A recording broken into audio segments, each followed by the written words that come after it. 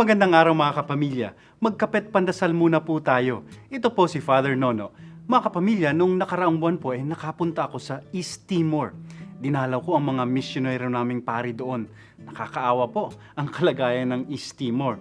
Sabi ko nga, kung marami kang reklamo dito sa Pilipinas, pumunta ka doon nang mahimasmasan ka. Mas lagana po ang kahirapan doon.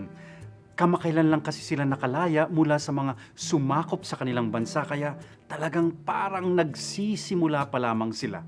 Kaya nga po, bilib na bilib ako sa mga misyonero natin doon, pari man o madre o kaya mga taga-NGO.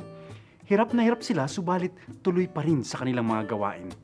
Noong gabi po na paalis na ako, inanyayahan ng superior doon para sa isang misa at salo-salo ang lahat ng mga katuwang nila sa misyon. Mga pari sa bundok, mga madring tumutulong sa Jesuit school doon at marami pang iba. Namangha po ako sa nakita ko. Napakasaya ng lahat habang nagkikwentuhan. Parang di alintana ang napakahirap nilang misyon. Pero doon ko nakita at naunawaan ang malalim na kabalintunaan ng buhay. Hindi pala ganun kabigat ang krus ni Jesus. Kung may kasama ka, kung may katuwang ka sa pagpasa nito, madalas po kasi natatakot tayo sa krus.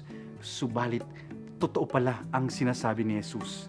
My yoke is light, magaan at masaya dahil kasama natin siya, dahil katuwang natin ang isa't isa. Amen.